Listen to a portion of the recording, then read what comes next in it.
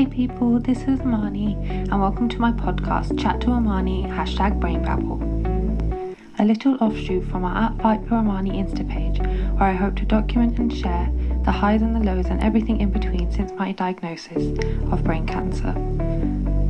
I think the first thing you all should know about me is that I have always been told that I can pretty much speak for England, so much so that I could literally sit and talk to a brick wall and pretty much entertain myself, which is very ironic considering I am now literally sat here talking to myself or a brick wall, but just being fancy and calling it a podcast, hoping that someone will listen to my babble other than my mum and dad to make this experience all a bit less awkward. So I guess the next question to tackle is, who is Amani? Bit deep, I know. Well, firstly, I'm a Muslim. I am the eldest of two little sisters who probably would never admit it, but are probably secretly glad that I'm not on their case as much anymore and bossing them around. I am the daughter of two incredible parents. My dad's Pakistani and my mum is actually an Essex girl, but not the only ways Essex type. She is a Reva and she's now an Insta mum. She runs the @Chat2Amani page. My name is an Arabic name, so Amani means wishes and aspirations, and I've always loved my name, but it now means so much more to me because there are just so many wishes and aspirations that I have and so many things that I want to do. So I guess the next thing would be to talk about all the things that I'm proud of, all the achievements and aspirations that I had before that I've actually achieved. So I've actually been to literally 8 million different schools, and I wish that was an exaggeration. I've been to Islamic school, I've been homeschooled, I've been to state school, private school, I've been to all-girls school, mixed schools. In fact, the only two places I stuck out the whole time I was meant to be there was college, which is 2 years, and uni, which is 3 years, but I did want to drop out. But I didn't, so that's really what counts. So I studied my law degree at the University of Leicester and by some miracle managed to graduate with a first-class honours. Hold. Pause for applause. Amani, dear friends. That's my best friend! All jokes aside, my graduation day will probably always be one of my most treasured memories, just to be surrounded by the people you love and just share that joy and just know that everyone is so proud of you and what you've achieved. But all the way since college, I'd actually been involved in a lot of voluntary work, specifically working with children with special needs, but also doing a lot of team leading and youth work, taking groups of children on kind of like summer retreats and that kind of thing. And kind of from early on, I knew that I didn't want to pursue a career in law, and but I didn't want it to go to waste. I kind of wanted to find a role that I could merge the two. So I applied to start a master's in social work. I was hoping that once I qualified, I could use my legal knowledge to help vulnerable people in society and to advocate for them. Just before I fell ill, I was actually probably halfway through my first year of my master's, and I was working in a community mental health team for older people. So I was actually classed as a key worker, and I was the only person leaving my house every day in the middle of the pandemic.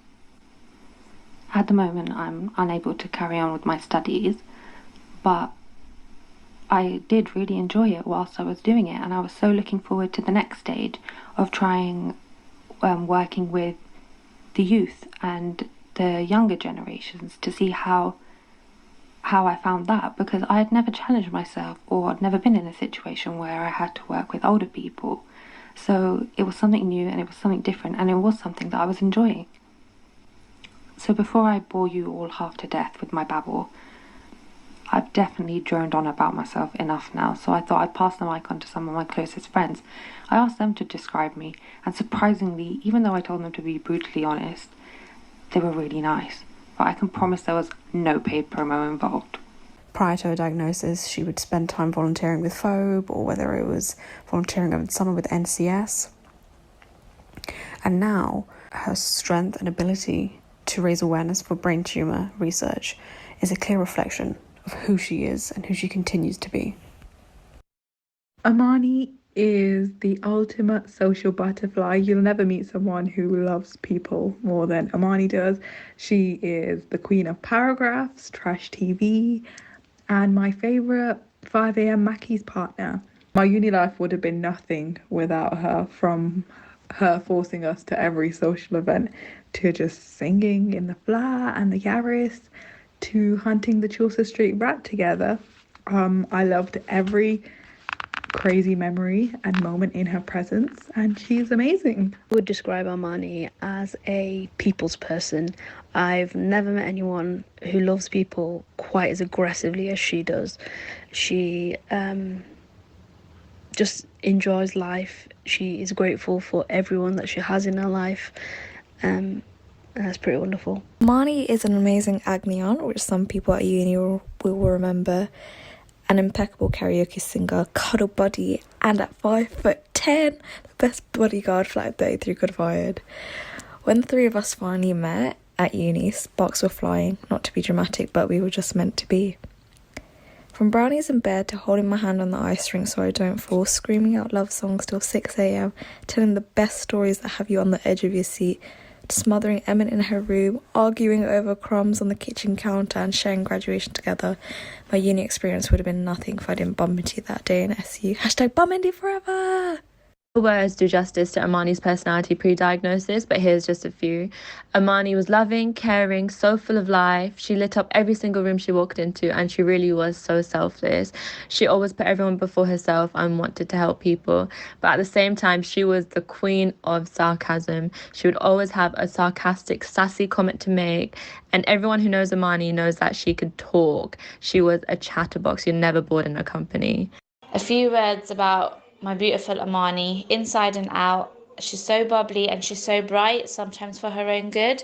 No matter how long we didn't see each other for, or we didn't talk to each other for, we would always pick up where we left off. And our chats are never ending. I love you, Amani. With Amani, you're either running for your life because our attempt at fireworks has gone horribly wrong, or we're enjoying the simpler and sweeter moments where we're lying down watching the LED star in space light show on our ceilings.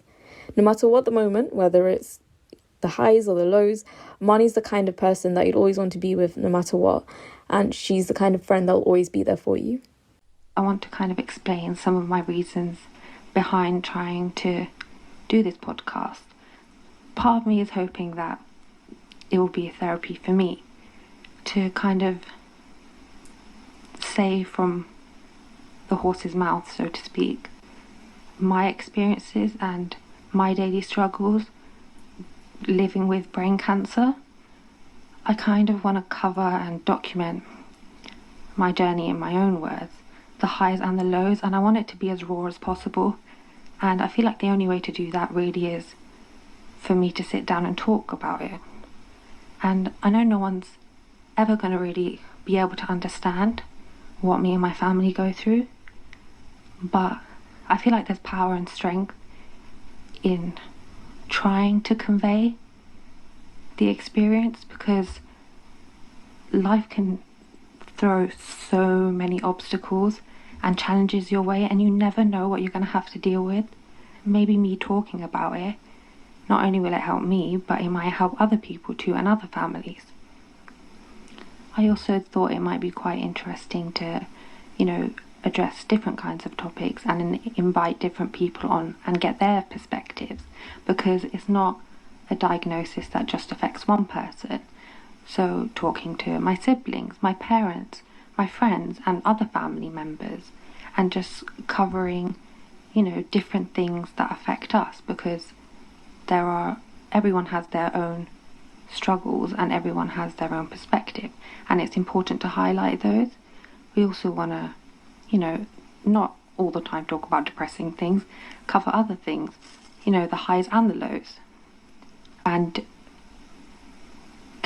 other campaigns that we're getting involved in, the amazing people that we've met on our journey, and also how our perspectives have changed on different things.